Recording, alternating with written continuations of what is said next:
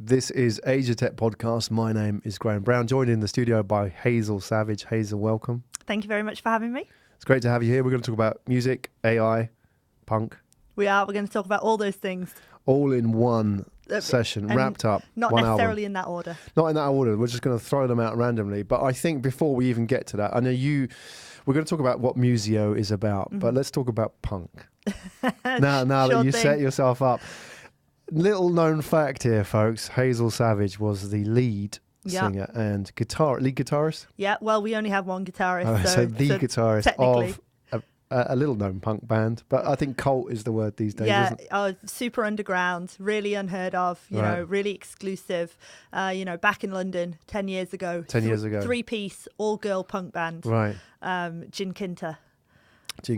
Yeah. People will be nodding their heads for that. They'll be, unfortunately, possibly looking me up on YouTube. Oh, wow. And, do you have stuff on YouTube? Yeah, there's a couple of videos on there. Right. There was a couple of, we had, that's very unbecoming of a new CEO, but we used to have this trick that we would do, which was where we had this really long intro of a song that was just like a drum intro, and I used to bet the audience that I couldn't get to the bar, do a shot and get back on stage before I had to start the guitar part, which was basically just an excuse to go and do a shot in the middle of the set. So I always won, so there you go. Well, even if you lost, still it doesn't matter, does it? Everyone's a winner in that case. Okay. All right. So you were in a punk band. How long were you in that punk band for? Was it ever a professional decision, or was it just like, let's just do this? No. I got my first guitar when I was 13 for my birthday. My dad bought me a guitar. I asked for a guitar and he got me one, which was great. And so I played guitar ever since I was 13. And then, while I was still back in my hometown, I sort of started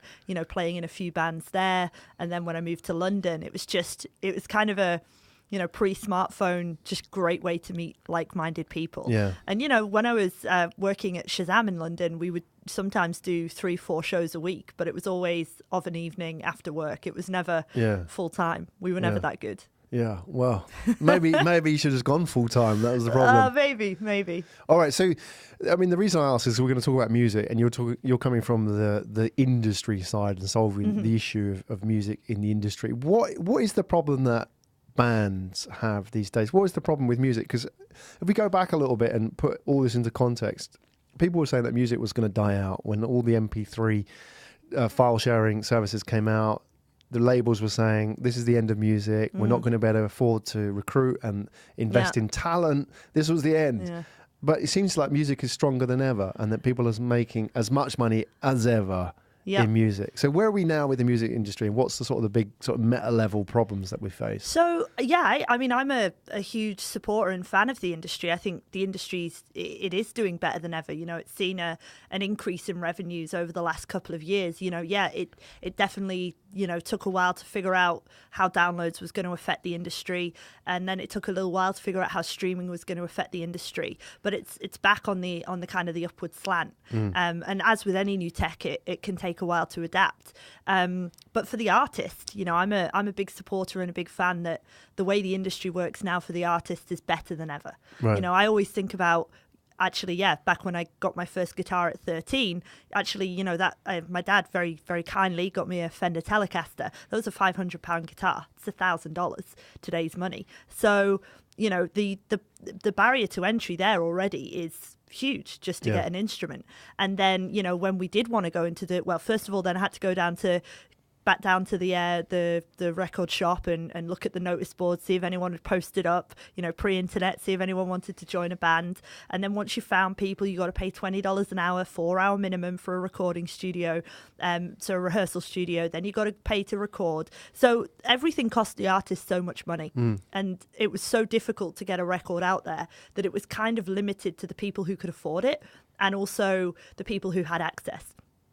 And so the situation for artists now is better than ever. If you look at, what an artist needs these days to record, home studios are huge. Yeah. Even where we are in a radio studio now, the technology that enables us to be here with a Mac and webcams, it's come on massively, and it's the same for artists. With the right at the bottom end of the spectrum, someone in the Philippines with a $60 Cherry Mobile can download a free beat making app, virtual instruments, record some music, few clicks of the button, that track's straight on SoundCloud. So you're seeing this amazing explosion of content from all over the world because the barrier to entry for artists is lower than it's ever been, which is a good thing because it means that more people can create, and it means that the industry is not necessarily segmented towards people who can afford $1,000 guitar or people who can afford, to go into Abbey Road studio and record. So that's great for the artist. So that's great. But it's also a problem, isn't it? Because we're having an explosion of music. It is, but it's a good problem to have. Right, it's a good problem to have. It's a good problem to have. So, and what we address with Musiio is the idea being that, the record labels haven't changed that much. The A&R teams, the 2 or 3 people at the major labels who are responsible for listening to music and finding great new talent, they're still the same teams. But previously, whereas it was very easy to find out who was doing what and who's recording and who's putting out good music, now, it's 30,000 new songs a day getting uploaded to Spotify, 72 hours worth of content uploaded a minute onto SoundCloud. They physically can't listen to everything. Even if you hired 1,000 people, you still couldn't listen to everything. Yeah. So what we tried to do is build a technology that would bring the industry up to speed with where the artist is. All right. Well, let's have a look then. Let's jump into the pitch deck and we'll have a look at some of the slides so people can get a better handle of it. I know AI is mentioned. We'll come to that in a minute. Let's talk about the problem. As you say, 30,000 new songs a day uploaded online. You mentioned Spotify and the sort of the major catalogs and the major platforms as well. Are you counting in YouTube, for example? No. So I think 30,000 is a number that we can confirm onto the main streaming platforms, via platforms like CD Baby, Ditto, TuneCore, DistroKid, the songs that officially go through those distributors, it's about 30,000. But as I say, if you look at everything that's uploaded onto SoundCloud, maybe even apps like BandLab, Dropbox, what files are being uploaded, it's, some people estimate it's more like 200,000 tracks a day. Right, yeah, exactly. Okay, so why is that a problem? Why is it a problem that, I know you mentioned A&R, for example. Why is it a problem for them? Maybe you can explain how it would work in the traditional sense, because you've worked for Universal Music. Sure have. Yeah. A few of the labels, the big guys, right? How do they do A&R traditionally? Yeah, so the traditional sort of way to do A&R is you're looking to discover artists that you want to sign, that you want to develop. So at a label like Universal, where I used to work, the idea being is you have these teams of A&R whose job it is to scout new talent, sign new talent, develop new talent. And, the traditional networks of, being introduced to music by people you trust, going to live shows is still an option. But what we're seeing because of this explosion of content is maybe some of the best artists are out there uploading music online in locations that aren't traditionally known for sourcing great talent. And these people can be anywhere on the economic scale. They can be in Indonesia, they can be in the Philippines, and it's still great music, but it's not possible to find who these great artists are. So because the traditional method is you would, your friend would recommend something, you'd listen to it, you'd say if you wanted to sign it or not. But now it's not even physically possible to listen to everything uploaded to Spotify in one day. I think it would take 70 days, 24 hours a day to listen to one day's worth of uploads, to listen to everything. Right. So it's a losing game if you're going to try and employ people, especially skilled people, to do that, right? It's just not manually possible. Right. Okay. So without your solution, how are record labels trying to deal with that? Or are they? So there's a couple of ways. I mean, they do sort of still use the old sort of tried and tested methods of if a friend says, hey, hear this band, you should check them out. Right. They'll still go through radio pluggers. They'll sort of look in the press, see who's buzzing. But the idea is with A&R, the earlier you can get in with an artist, the sooner you can find them, the better advantage you have of being able to do a deal before your competition is, say, maybe able to sign them.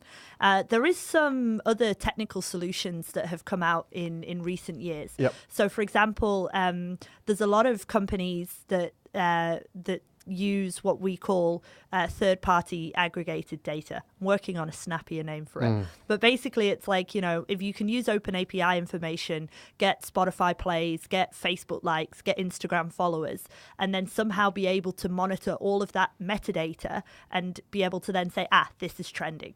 So that's kind of an existing system. And there's about Right. 20 companies out there that do this level of open API metadata analysis. But what our customers tell us and what the labels tell us when we talk to them is, by the time something shows on one of these platforms, it's kind of too late. Right. If it's already, if it's got 10,000 plays on Spotify and Right. then it pings on one of these platforms, 10,000 people are already there ahead of you. Right, and that means it's going to be harder to get the better deal with the artist, and they're going to have people knocking on their doors. Well, potentially they could have, they could already have a deal. Right, They could already yeah. be working with someone else. They could be in the position where they think, actually, we have enough traction. We're not interested in doing a deal. Right. I mean, the artist has the choice these days, which is great. Right. But, it sort of gets to a point where how do you identify an artist? And I think the other problem with some of those sort of open API data aggregators is they don't touch the music at all. So someone who's very good at, marketing, Facebook campaigns, promoting themselves, could flag on one of these platforms without the music really being what the labels are looking Yeah. for at all. And where we differ with our product is that we use the audio itself, which is a unique approach, and we don't need any of the data. Right, So if let's have a look at that yeah. then. So we'll jump back into the solution part. We can have a look at the pitch deck again. So on slide 4, this is the top level view Yep. of what the tool is itself. So explain to me what exactly it does. So what we've done is we've built an artificial intelligence that can listen to music. And so that's kind of the top line. But what that means in reality is we take the audio files, we can take a small section of the audio file, transform the audio itself into a mathematical visualization. Then from those visualizations, we're able to extract features and we're able to identify patterns, ones that aren't visible to the human eye. But once you do a mathematical visualization, you can extract several thousand features per track. And then what you do is you train the AI what to look for. Right, and that will tell me what? Whatever you want to know. So would it give me a rough idea of genre? Yep. Genre tagging can be completely automated. Right. If you have a data set to, if I train an AI, if I give it 500 rock songs and I say this is what a rock song looks like, Right. then with about 95% accuracy, it can tell when it's got another rock song. Right, and that will be based on, for example, it's going to look firstly maybe at the rhythms and the patterns and music. It'll be able to go in and identify particular types of instruments and so on. Yeah, I mean, you can pretty much break down all the music into its Right. sort of consummate parts. And the way I often describe it, and I often use guitar because, as I mentioned, I'm a guitar player myself. So, the second a song starts, if I think about the way my brain processes it, the minute I hear a guitar, well, first of all, I go, that's a guitar. And then I go, okay, is it acoustic electric? And then I say, well, if it's electric, how many strings are we talking? Probably 6, could be more. And then I think, what pedals do I think it's being played through? Which amplifier do I think it's being played through? How do I think this was recorded? Is this a mic in front of a Marshall stack? Is it a DI? And then I go, okay, now I've kind of assessed those things in my brain. How talented is the person playing? Like, how well are they playing what they're playing? Right, How but how can an complex? how can an AI algorithm detect Well, that that's part? it. Once you break it down into its consummate parts, Right. and you're able to isolate the instrument and you're able to identify the features. I mean, Steve Vai is an incredibly talented guitar player, and if you have enough talented guitar players in different genres, you're able to say to an AI, "This is what that looks like." Right. And so it can only learn. An AI can only learn what you can teach it. So you have to teach it based on existing data. Right. It's interesting, isn't it? When you get into the subject of art in any Yeah. form, anything creative, and you apply the subject of AI to it, Yeah. it's interesting that a lot of people react negatively to Yeah, it because for sure. it's like, this is unquantifiable. How could you talk about Steve Vai versus, that means maybe a machine could replicate this, all Yeah. those kind of things. How do you look at a piece of art and actually work out or listen to it whether that is talent?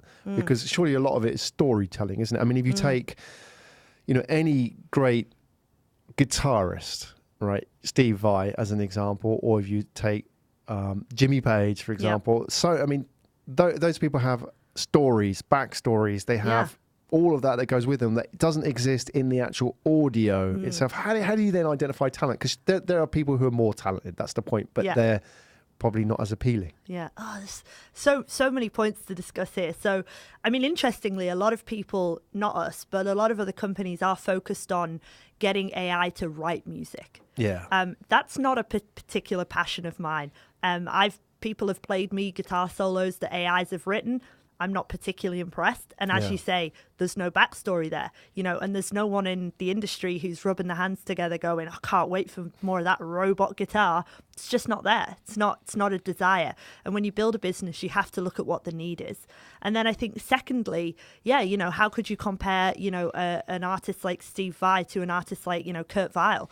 Very, very different style of playing, totally different instruments. Yeah. I mean, what we do and what we claim with our businesses, I'm not here to look at those 30,000 new songs a day on Spotify and tell you categorically this is the one new big hit. Yeah. But what I am doing is saying, say you're working for a major label and you're working in their jazz imprint and you have a particular slant for signing female vocalists. What I am saying is I'll take that 30,000, I'll be able to listen to it in a matter of hours, and I'll be able to give you the top 5% of what you're interested in. Yeah. So it's a filter.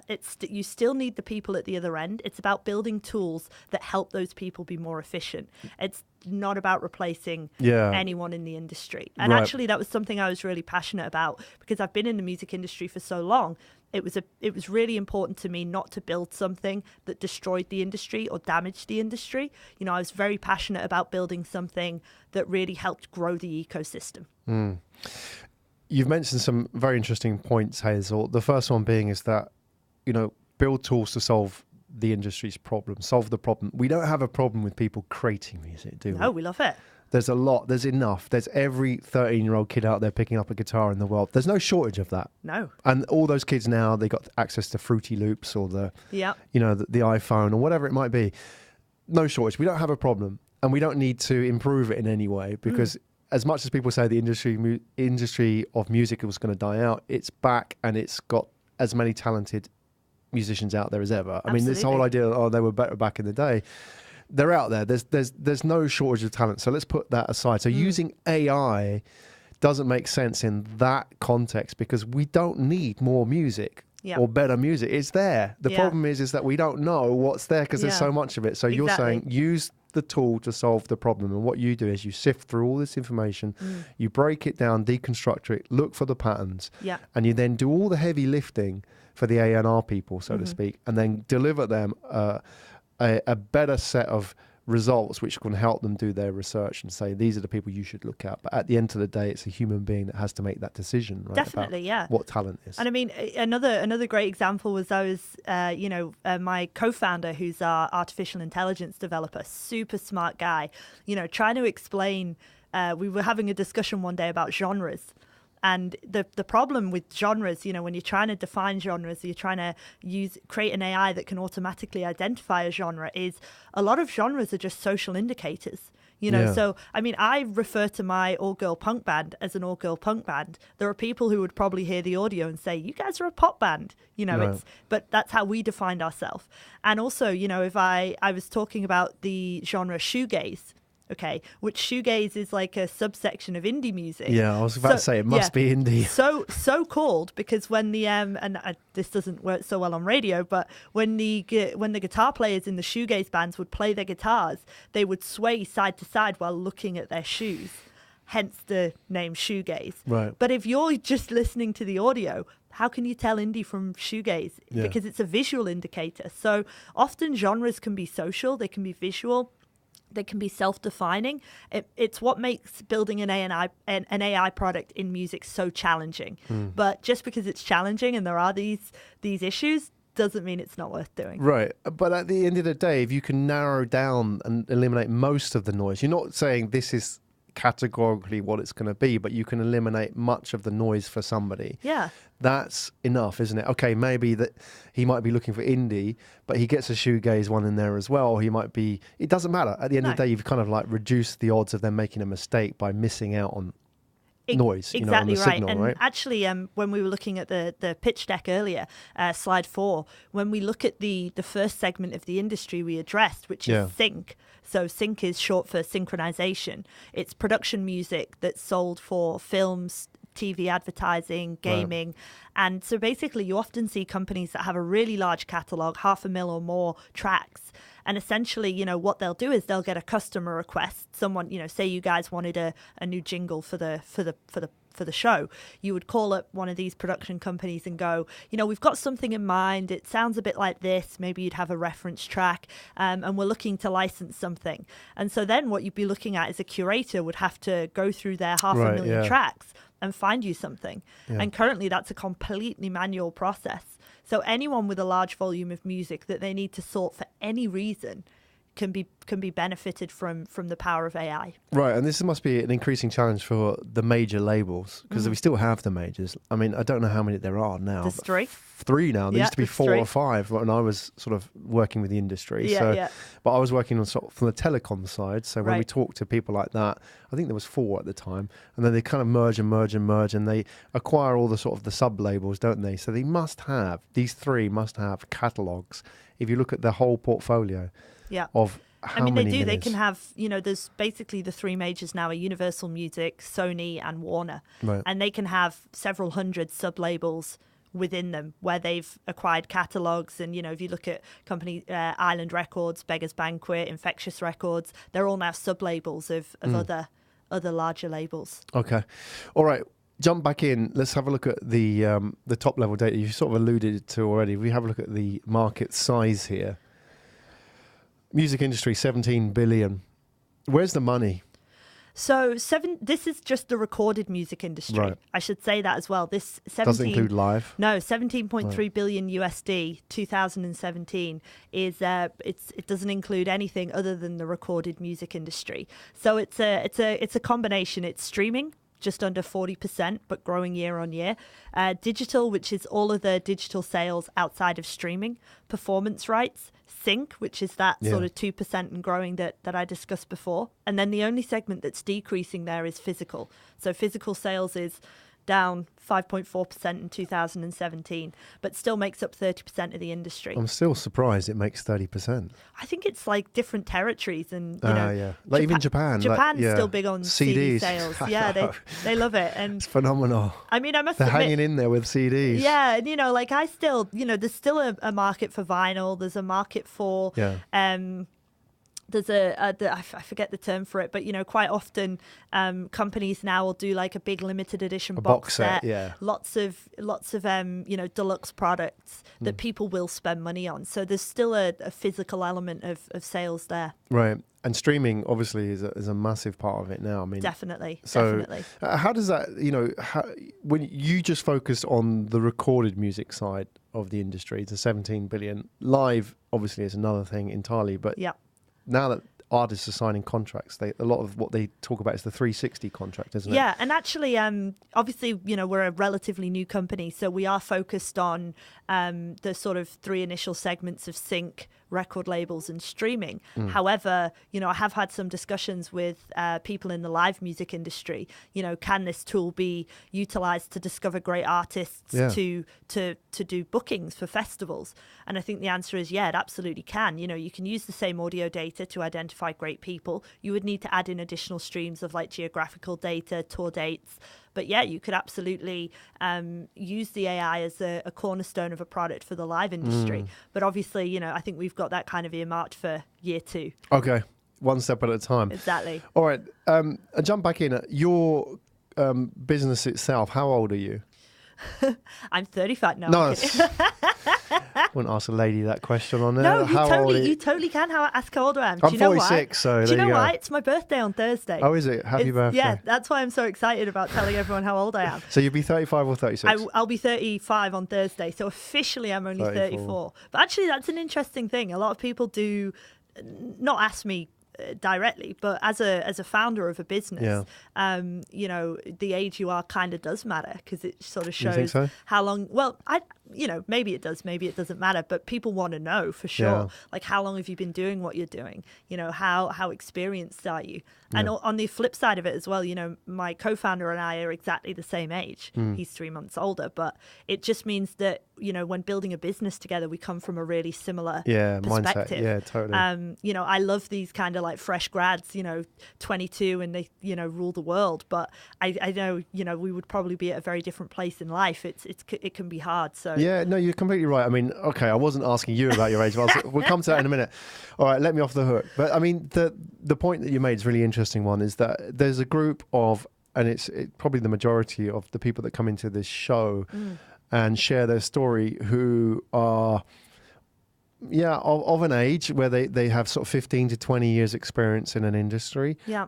They know what's broken. Yeah. That's the point. I mean, even just before you, Sankar Shangri, who's like the CEO of Lala World, he spent all his working life in Deutsche Bank and JP Morgan. So he comes from the investment world, but now he's out there trying to build products for the, decentralized products for the unbanked, right? In India, for example. He knows what doesn't work. A lot of people, like, as an example, like that, they have 15 to 20 years of experience.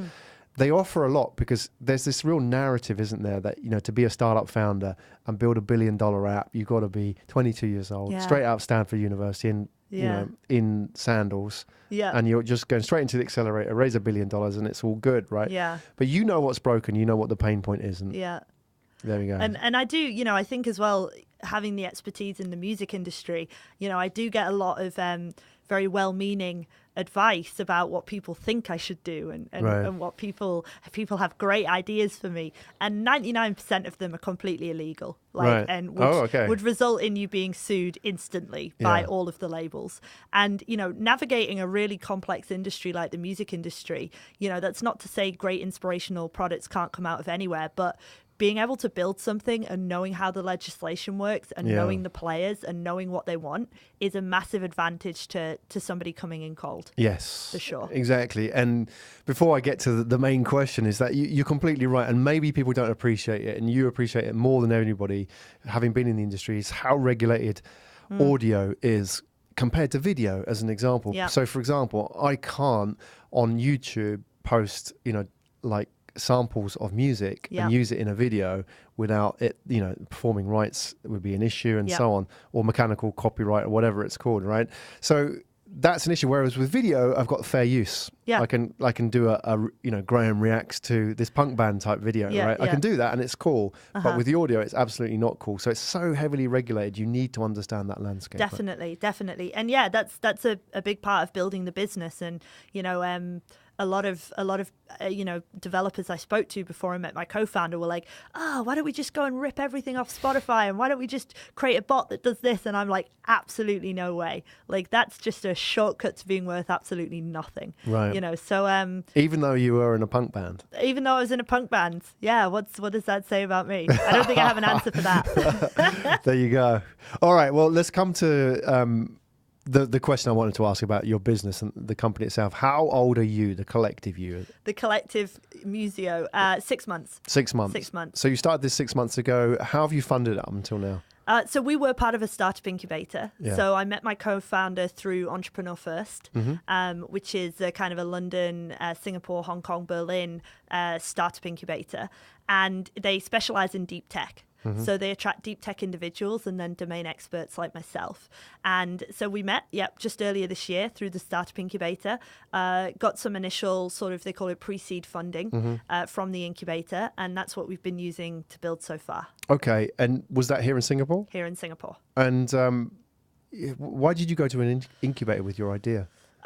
So actually, Entrepreneur First is a pre-idea incubator. Right. So I didn't have an idea when I joined. They take individuals from a technical product or domain background that don't necessarily have an idea, but are game to start a company. And same with my co-founder. He's got 15 years experience experimenting with AI. That could have technically been applied to many different industries. Right. But for him, it was about finding someone he wanted to work with and finding someone who had the commercial and knowledge to be able to build in a specific vertical. So we didn't know each other pre-incubator. We didn't have an idea pre-incubator. And that's actually a big part of it. I always thought that I would run my own company, and I always thought that that would be something I would do. And I was just kind of waiting to have an idea. And I just thought that one day I'd have an idea, and it completely doesn't work like that at all. You know, the minute I joined the incubator and I sat with my co-founder and we actually talked about the issues in the industry and which of them could be solved by tech, that's how you come to an idea. They don't just magically appear in your head, which is how I thought it worked. Exactly. They often come when you're talking to somebody and they talk back to you. You hear it told back to you. That's where you hear those ideas. Yeah. Sort of, you know, you get that insight from getting it out, putting it out into the world and hearing what it sounds like through other people's perspective. Yeah. All right. Well, let's have a look at you went through the incubator. Let's have a look at the pitch deck, and if we can, we'll fast forward to the team. We'll come to in a minute, but the raise itself, and then we'll jump back to the team and have a look at who you guys actually are, because you mentioned your co-founder a number of times. So you're raising at the moment. Can you tell us a little bit about what you're raising, why you're raising, and who you want to partner with on this? Absolutely. So we are raising 750,000 Singaporean dollars, and that gives us 18-month runway to grow the team, to operate the office, and to work with our kind of go-to-market planning. We have a lot of interest currently from angels and high net worth individuals.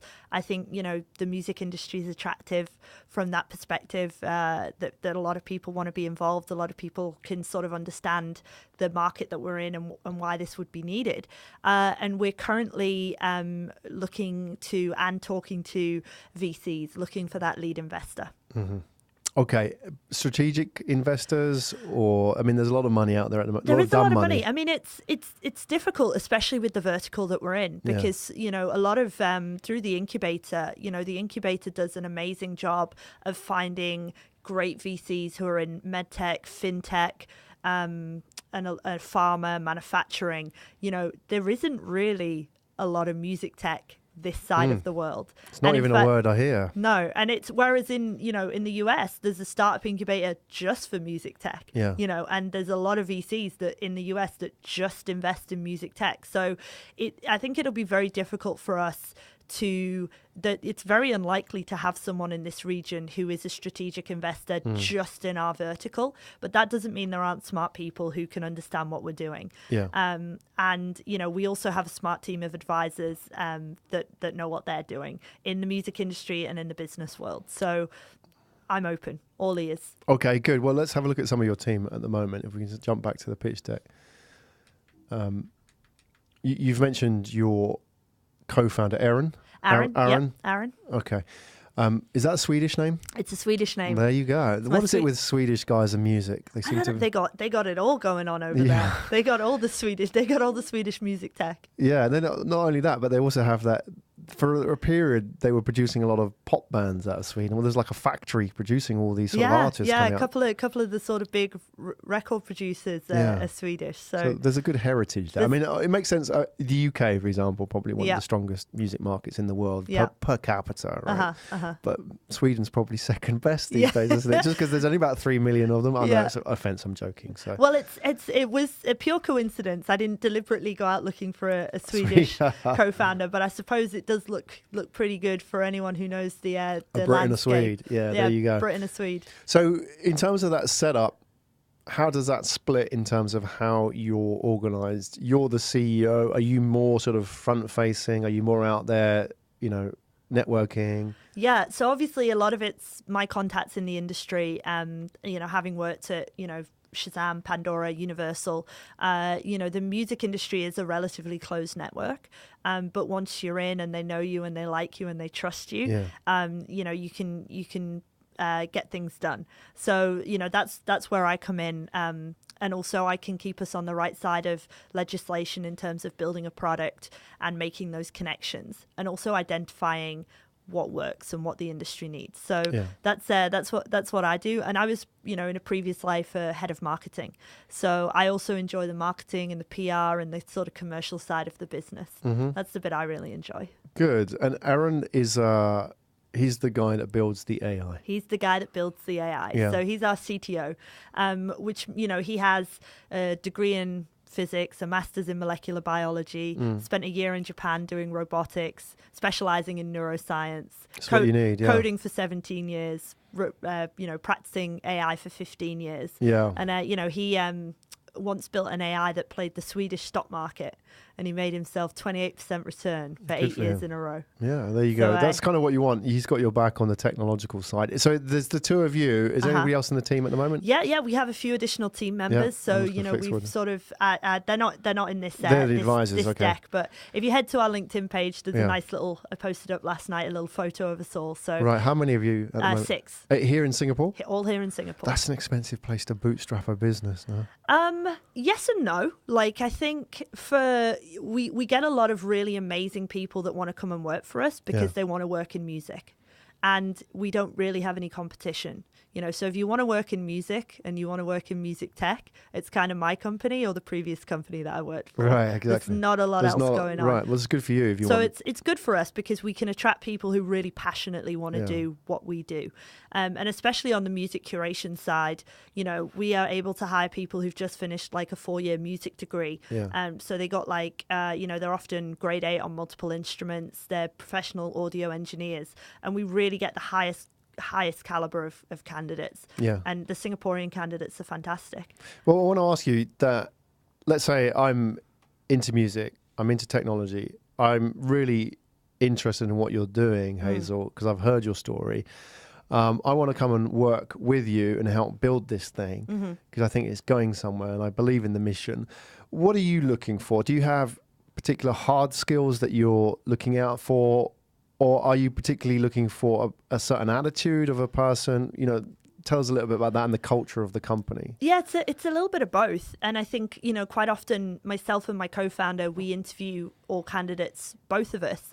Often Aaron is checking for their technical skills. Are they the sort of back-end developer or front-end developer that they claim to be? If they're doing AI in particular, looking at previous projects, do they have a GitHub account? Have they worked on any open source projects? That's very important for us to believe that they can do the job. But more importantly, we can probably really train for a lot of those soft skills. If your boss is Aaron and he's been doing it for 17 years, I mean, he's not just AI, he's full stack. So he pretty much can do everything. So if you want to work for someone who knows the tech, he's a great person to work for. When it comes to the industry, I don't specifically need people who have a lot of industry contacts or are bringing that to the table, but I want someone who's really passionate and who wants to learn and who has the right attitude. And that's more important. What is that attitude? Driven, right? Ambitious, excited, yeah, non-biased about music. I think I always laugh. I got an application once and, I always ask people just as a first question via email, I say, what kind of music are you into? What's your favorite genre? And, one person once replied to that question with, I like all genres, but I hate country and metal. Right. And to be honest, country and metal are two of my favorite things. So dear. That's a bad start. That CV went straight in the bin. That interview was going nowhere. But also, if you answer a question with a negative, I asked you what you liked. I didn't ask you what you hated. Yeah. And if your first reaction is to tell me what you don't like, it might not be the right fit. So when you're asking them, are you looking for people who are passionate about music? Is that the starting point if they're not passionate about music? So, for example, if somebody says, I'm really into country and metal, and this is why, and I went to see this gig, and I love this upcoming artist and this is what I use, is that what you're looking for? Somebody who actually lives this stuff? Yeah, that's a great additional feature. I think especially on the music side, the curation team, which is the team that I lead, if you aren't passionate about music, if you're not a musician or a DJing or going to excessive shows or running your own kind of side hustle in the space, then you're probably not the right fit. Yeah. On the technical side, that's less important. Because then it's really about working with the music team to make sure that we can translate that music knowledge into something a computer can understand. I mean, a unicorn is someone who has both, but it's not necessarily the be all and the end all. Yeah, interesting insights. And I think as well is that I recruit here and I have recruited in previous businesses as well. And one of the questions I always ask, which you've alluded to today, is that, what have they done outside of where somebody paid them or told them, if they were like, their lecturer at university or their parents, what have they done outside of that? So did they set up a GitHub account? Did they, are they a DJ? Have they got a side hustle? For me, that's more important than what's on the CV, because that tells me that when they go away from the office tonight, they're going to work on something which, is what they're passionate about. They don't need to be told to do this stuff. Yeah. They just find a way. Yeah. That's so insightful, in terms of looking at that person and how Definitely. they're actually going to perform in the real world of a startup. And actually a really extreme version of that at my last company, I used to get a lot of candidates coming in and they would answer in a very sort of stock fashion that they are trained to do. And in a music company, you're always looking for personality. You're looking for someone to be themselves. And then this one candidate showed up. He shall remain nameless. Big favorite of mine. But basically he showed up and he looked terrible. He looked exhausted. And I was just like, are you okay, man? What's going on? And he was like, oh, so hungover. I was at the Metallica show last night. And I was like, dude, I was at the Metallica show. And then that started like a half an hour conversation about Metallica. And I was like, yeah, to be fair, he showed up to the interview hungover, which is probably a bit of a no-no. But look at the personality. This guy's passionate. This guy lives it. This guy went to the show and still showed up. That's the guy I want to hire. And I did hire him, and he was amazing. Excellent. That's a great story.